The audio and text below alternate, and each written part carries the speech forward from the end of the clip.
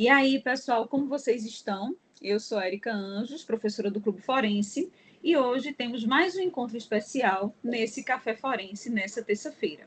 Decidi trazer para vocês, pessoal, esse tema, fenômenos tanatológicos transformadores conservadores, porque o tema de tanatologia é um tema muito frequente em qualquer que seja a banca.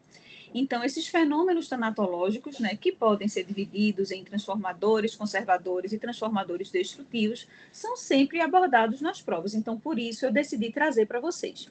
Então, começando, a gente tem que lembrar dos fenômenos tanatológicos, que são aqueles fenômenos que sucedem após a morte. Então, vocês já sabem que Borri dividiu esses fenômenos tanatológicos em duas classes: os fenômenos tanatológicos abióticos, ou avitais, ou vitais negativos, e os fenômenos tanatológicos transformativos. Hoje, a gente vai colocar o nosso foco nos fenômenos tanatológicos transformativos conservadores, mas vocês estão vendo aí pela tela que eles também podem ser destrutivos. Então, os conservadores são mumificação, saponificação, congelação, corificação, calcificação e fossilização. Então, nos deteremos a avaliar e analisar esses aí que são conservadores. Mas lembro para vocês que os fenômenos tanatológicos, no geral, são temas recorrentes na prova. Então, vocês precisam saber de forma detalhada cada uma dessas classes aí, tá bem? Então, vocês viram ali que o nosso primeiro tópico é a mumificação. Pessoal, a mumificação pode acontecer de forma natural, artificial e mista. E a gente já sabe, né, que os egípcios faziam muito essa técnica da mumificação, né, através daquele embalsamamento deles, né? Eles já mumificavam. Então, eu preciso que vocês entendam, pessoal, que para a mumificação acontecer, o principal fator é a desidratação ocorrer de forma rápida. Só é possível acontecer a mumificação quando a gente tem condições ambientais e também condições físicas, né, daquele indivíduo que favoreçam a rápida desidratação. Então, para acontecer a mumificação, a gente precisa de uma desidratação extremamente rápida. A mumificação ela pode acontecer de maneira natural, artificial e mista. Bem, pessoal, a mumificação artificial é a que a gente chama de embalsamamento. A gente até faz isso hoje em dia e a gente vai ver ali no slide na frente. Mas agora eu quero falar com vocês sobre a mumificação que acontece de maneira natural. Então, para a mumificação acontecer de maneira natural, a gente vai precisar, como eu já falei, de uma desidratação rápida. Então, por exemplo, para acontecer uma desidratação rápida, o cadáver precisa estar exposto em clima quente e seco, obviamente, né? E também precisa que haja fatores individuais que favoreçam essa rápida desidratação. Então, por exemplo, a gente sabe que os bebês, os recém-nascidos, ele tem essa capacidade de perder líquido e, portanto, de desidratar de forma mais rápida. Portanto, eles estão mais propensos à mumificação, assim como o sexo feminino, assim como algumas causas de morte. Então, por exemplo, se eu tenho um indivíduo que morreu com uma grande hemorragia ou por uma grande desidratação, esse indivíduo já vai estar mais propenso a sofrer esse processo de transformação do tipo conservador, que é a mumificação, tá bem? Então, pessoal, isso é para as naturais. A gente sabe também que acontecem as mumificações de maneira mista. Érica, como é que acontece isso? Bem, é quando a gente tem aquela mumificação que já aconteceria de forma natural. Então, por exemplo, um indivíduo faleceu e está no lugar extremamente seco, extremamente quente. E ainda assim, a gente injetou nele alguma substância conservante. Então, aí aconteceu um processo misto. Teve a nossa participação de colocar alguma substância, mas ele também estava num ambiente naturalmente favorável para que acontecesse aquele processo. Tá certo? E aí, sendo de maneira natural, ou de maneira mista, ou de maneira artificial, o corpo mumificado, ele apresenta, de uma maneira geral, um peso reduzido. Claro que o peso vai ser reduzido, porque ele sofreu um processo de desidratação. A pele fica endurecida, ressecada, claro, pessoal, mais uma vez justificado pela desidratação, né? A cabeça vai apresentar diminuição do volume, a face se conserva vagamente, ou seja, você vai ter a conservação vaga dos traços fisionômicos, mas os dentes e as unhas permanecem conservados. Chama a atenção para a conservação do dente e da unha, porque isso é uma coisa que já foi cobrada em prova, tá certo? O livro do professor Genival Veloso de França, ele também traz o tópico de mumificação por radioatividade. Então, a radioatividade acontecendo de maneira natural ou artificial, né, porque existem campos que são naturalmente radioativos, né, ele causa também uma desidratação e esse corpo pode ser mumificado, ou uma parte dele ou no todo, tá certo? E aí, pessoal, o que é importante a gente saber da mumificação? Sendo ela um processo conservador, como todo processo conservador, isso não é específico da mumificação, mas em todo processo conservador, como a gente vai ter ali a conservação do corpo, então a gente vai ter uma facilidade de determinar o diagnóstico da causa da morte, mas, claro, a gente vai perder os parâmetros da cronotanatognose, né? Porque aí, se eu estou conservando, eu estou perdendo os parâmetros da cronologia da morte, tá bem? Então, eu quero que fique aí na cabeça de vocês que a mumificação, para que ela aconteça, o indivíduo precisa estar num ambiente quente, seco e, o mais importante, sofrer uma rápida desidratação, tá bom? Como eu falei com vocês, a mumificação pode acontecer de maneira artificial.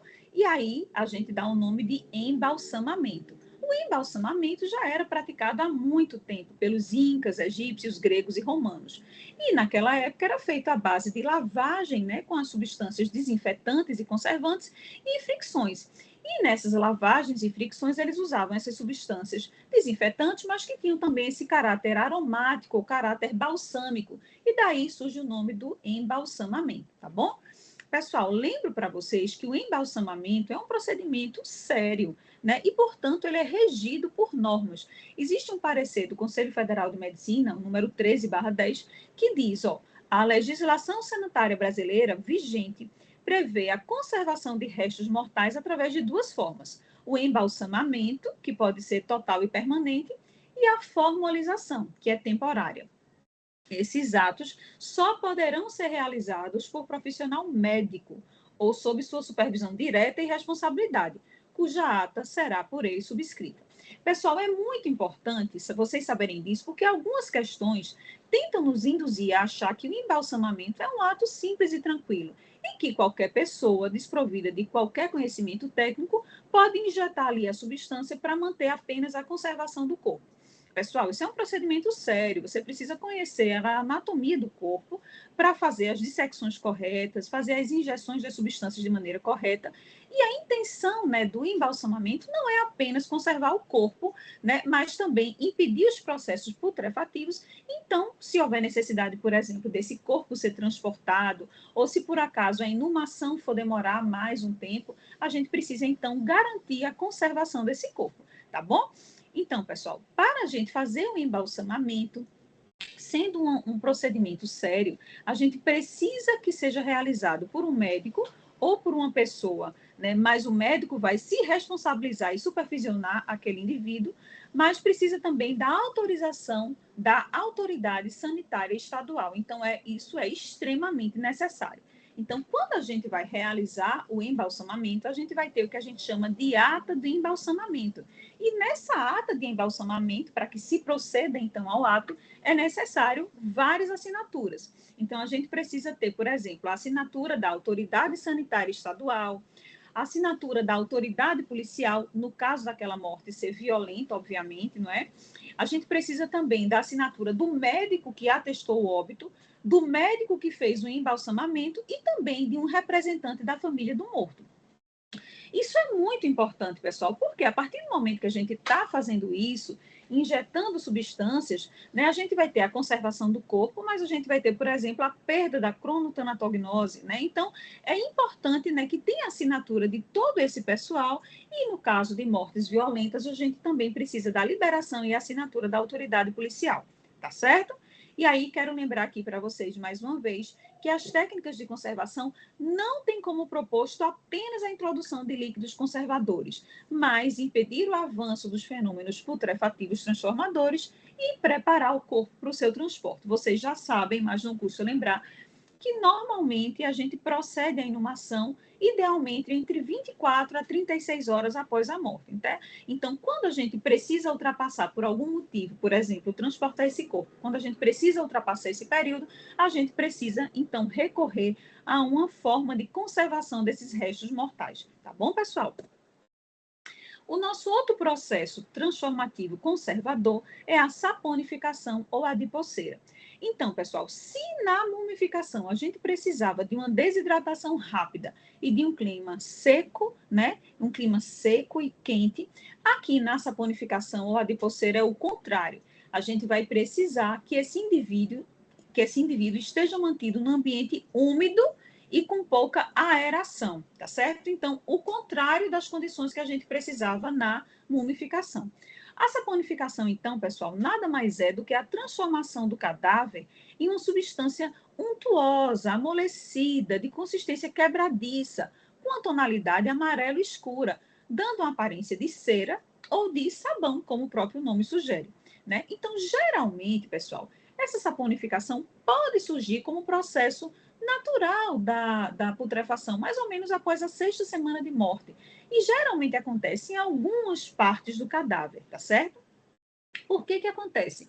Aquelas enzimas bacterianas acabam hidrolisando as gorduras e formam aí os ácidos graxos, né? E esses ácidos graxos depois se juntam aos minerais, formando ésteres, tá certo? Então, geralmente, eles podem surgir espontaneamente após a 6ª semana da morte. E aí, quando surge, pessoal, tem que lembrar sempre desse dado de que é um solo úmido, com muita água e com pouca aeração, tá certo? Então, da mesma forma, a gente vai ter sempre a condição ambiental que favorece, mas também fatores individuais que predispõem à ocorrência desse fenômeno, né? Então, as condições ambientais, vocês já sabem que seriam a água estagnada e um solo argiloso e úmido e, obviamente, com pouca aeração. E aí, pessoal, as condições individuais. Geralmente, aqueles indivíduos que detêm mais gordura, né? Então, por exemplo, o sexo feminino geralmente apresenta mais gordura, então é mais propenso ao desenvolvimento da saponificação. As crianças também geralmente têm um grande acúmulo de gordura, né? Então também estão mais propensas à saponificação, né? A obesidade, doenças que originam degeneração gordurosa, são fatores que predispõem ao aparecimento desse fenômeno do tipo transformador conservador, tá certo? Esse fenômeno, pessoal, ele inicialmente foi descrito nos cemitérios de Paris. Os corpos eram enterrados, né, em valas conjuntas, e aí, quando eles foram tirar esses corpos para estudar, eles avaliavam que naquelas partes em que um corpo se sobrepunha, por exemplo, ao outro, ou naquela superfície em que o corpo estava em contato com o caixão, que ficava aquele acúmulo de água, existiam algumas partes do corpo que estavam com essa consistência de sabão, com essa consistência, né, mole, untuosa, quebradiça. E a partir daí, então, começaram a estudar esse fenômeno, tá certo? Lembro para vocês, né, que a gente falou que acontece. As enzimas bacterianas vão hidrolisar as gorduras, formando os ácidos graxos. Então, os ácidos graxos geralmente formados são os ácidos palmítico, esteárico e oleico, tá certo? Coloco porque eventualmente é questionado em prova, tá certo? Nosso outro fenômeno transformador conservador é a calcificação, também chamada de petrificação. Geralmente, pessoal, a calcificação ou petrificação acontece mais naqueles fetos que morreram e ficaram retidos intrauterinamente. E aí, nesses casos, eles são chamados de litopédio, né? Então, geralmente a gente encontra essa situação mais nesse caso de fetos retidos intraútero. E é raro que aconteça em cadáveres de crianças maiores ou de adultos. No entanto, pode acontecer. Acontece quando ocorre a morte, ocorre o processo de putrefação com a desintegração daquelas partes moles. E então, pessoal, esse material que ficou da desintegração, da putrefação, começa a se acumular no esqueleto e torna aquela parte do esqueleto calcária, com a aparência pétrea. E aí sim a calcificação poderia acontecer em partes desses corpos. Mas vocês já sabem que é muito mais comum nos casos de feto retido intrauterinamente, quando a gente chama então de litopédio, tá certo? E esse é o fenômeno da calcificação ou petrificação. Vamos seguir agora para a corificação. Pessoal, a corificação é um fenômeno que geralmente acontece com os cadáveres que são acolhidos em urnas metálicas hermeticamente fechadas, principalmente aquelas urnas que são de zinco, tá? Então, esses cadáveres geralmente apresentam a pele de cor escurecida, com aspecto de couro curtido, o abdômen geralmente é achatado e deprimido, a musculatura e a tela subcutânea são preservadas e os órgãos, em geral, se apresentam amolecidos e até conservados. Então, isso facilita, por exemplo, se eu quiser fazer algum corte histológico de algum desses órgãos. Inclusive, pessoal, isso também acontece, por exemplo, na saponificação. Eu tenho também essa conservação desses órgãos que pode me facilitar quando eu desejo fazer, por exemplo, algum corte histológico para estudo dos órgãos, tá certo? Então, acontece aqui na corificação, mas também acontece lá na saponificação, tá bom? Então, pessoal, geralmente, como em todo processo conservador, esse grau de conservação do corpo vai facilitar para a gente a determinação da causa de morte, mas dificulta o estudo da cronologia da morte. Então, eu preciso que vocês tenham isso bem claro na cabeça de vocês, tá bom? Então, quando falar em corificação, lembrar desses cadáveres que são guardados nessas urnas hermeticamente fechadas de zinco, tá certo? E quem descobriu esse fenômeno foi Della Volta. Então, geralmente, eles gostam de colocar esse nome também associando Della Volta à corificação, tá certo? E aí, pessoal, temos também a congelação. A congelação, pessoal, é esse fenômeno conservador que é quando os cadáveres, né, são submetidos a baixíssimas temperaturas e por tempo prolongado. Eles dizem que quando a gente tem essa temperatura de menos 40 graus, a gente tem praticamente uma preservação quase indefinida.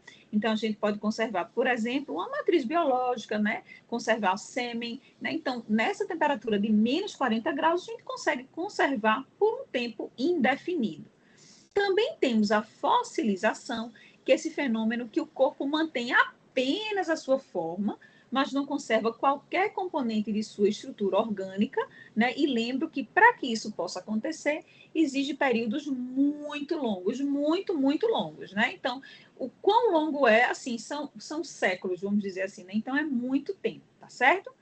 E, por fim, a gente tem esse fenômeno dos cabeças reduzidas, que são os Tsantsas. Faltou um Z aí, é Tsantsas, tá?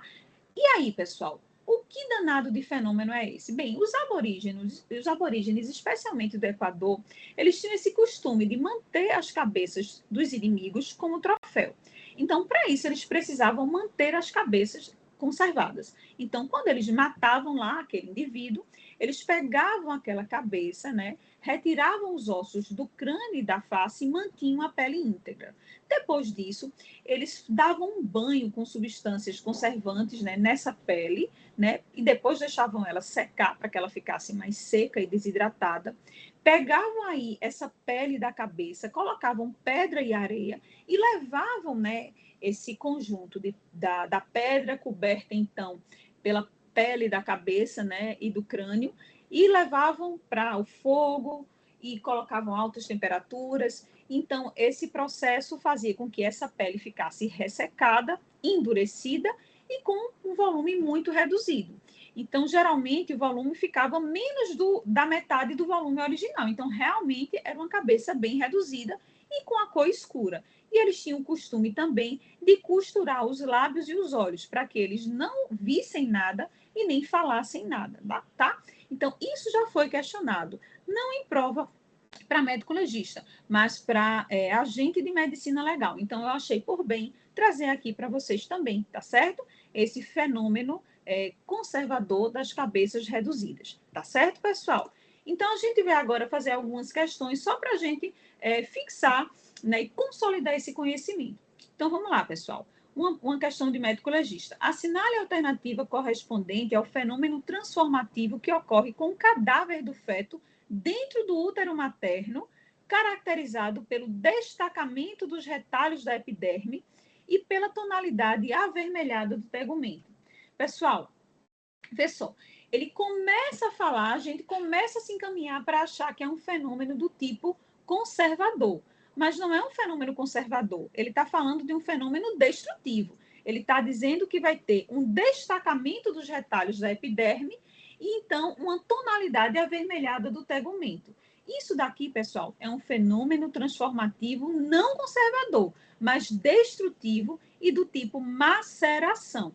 Então, essa questão tem como letra correta a letra D de dado, maceração, tá bem? Vamos para a próxima questão. Segunda questão.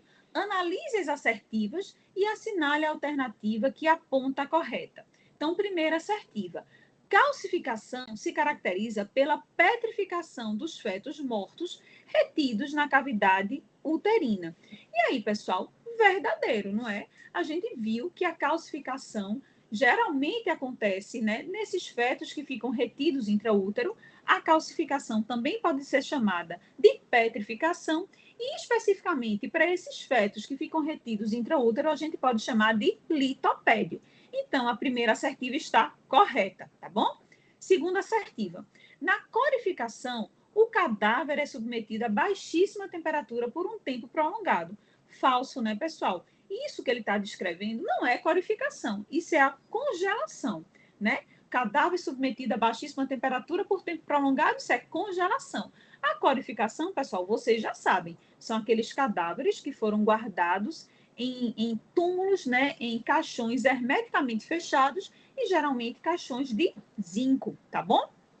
Então, falso a segunda assertiva. Por fim, a nossa terceira assertiva. Litopédios são cadáveres que foram acolhidas em urnas metálicas de zinco fechadas hermeticamente. Então, falso, né, pessoal? Ele descreve a corificação, né? E litopédio é aquele feto retido intrauterinamente que vai sofrer o processo de calcificação. Então, terceira assertiva falsa. A resposta da nossa questão é a letra A. Apenas a primeira assertiva está correta, tá bem? Vamos seguindo para mais uma questão. Em uma exumação realizada em um cemitério, o médico legista se deparou com um caixão hermeticamente selado. Pessoal, caixão hermeticamente selado já nos remete à coreificação. Na verdade, a corificação é o nome correto. Então, logo abriu a tampa superior, verificou que o corpo havia sofrido um fenômeno transformativo típico desse tipo de urna metálica. Trata-se de fácil demais, né, pessoal? Corificação. Ele já deu toda a dica para a gente. Um cadáver com um caixão hermeticamente selado. Então, muito tranquilo, né, pessoal? Corificação, tá bom? Vamos lá para mais uma questão. Assinale a opção que apresenta fenômenos cadavéricos transformativos destrutivos. Pessoal, hoje a gente falou sobre os conservadores, não foi? Nós não falamos sobre os destrutivos, nós falamos sobre os conservadores.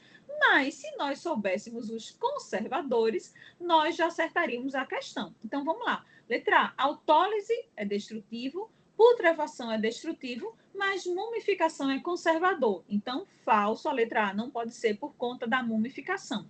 Letra B, autólise é destrutivo, putrefação é destrutivo, mas corificação é conservador. Então, não pode ser a letra B por conta da corificação. Letra C, autólise, verdadeiro, putrefação, verdadeiro, e maceração. Verdadeiro é a resposta da nossa questão. Pessoal, essa assertiva aí que está como resposta está errada. A resposta é a letra C, que ele está perguntando os fenômenos cadavéricos transformativos destrutivos, tá? É a letra C, autólise, putrefação e maceração, tá? Eu acho que desconfigurou aí da maneira de apresentação. Então, letra D, autólise é destrutivo, saponificação é conservador e corificação conservador também. Então, não pode ser a letra D. Letra E, autólise é destrutivo, putrefação é destrutivo e saponificação é conservador. Então, pessoal, se nós soubéssemos os fenômenos conservadores, nós acertaríamos a questão só por exclusão. Então, a resposta da nossa questão é a letra C de casa, tá? Não é a letra B como está marcada aí, é a letra C de casa. Autólise, putrefação e maceração, tá bom? Mais uma questãozinha aqui para a gente discutir, ó. Uma das técnicas utilizadas para a conservação dos cadáveres é o embalsamamento, utilizado na antiguidade por incas, gregos e romanos. A respeito dessa técnica, é correto afirmar que, letra A, consiste em introduzir substâncias conservantes no cadáver. Pessoal, está verdadeiro, mas está incompleto. É verdade que o embalsamamento consiste em introduzir substâncias conservantes no cadáver. Porém, não é apenas isso, tá certo? Vamos ver as outras assertivas. Letra B. É necessário consentimento de autoridades sanitárias e policiais. Verdadeiro, né, pessoal? A gente já viu que é um procedimento complexo, precisa ser feito por um médico, né? Ou por uma pessoa sob supervisão e responsabilidade do médico. Precisamos da autorização da autoridade sanitária estadual e também das autoridades policiais para morte violenta. Então, a letra B é uma boa resposta. Letra C. É um procedimento simples realizado por agentes funerários? Falso, né? Falso. Não é um procedimento simples. E só pode ser realizado por agente se for supervisionado por médico e tendo o médico como responsável, tá bom? Letra D. O diagnóstico da morte não é importante, pois qualquer cadáver pode ser embalsamado. Falso, pessoal. O diagnóstico da morte é importante sim, porque se essa morte for do tipo violenta, ele só vai poder ser embalsamado após a autorização da autoridade policial, tá certo? Então, falso a letra D, tá bem? E letra E. Não há um procedimento padrão, pois cada funerária realiza o embalsamamento como deseja. Falso, pessoal.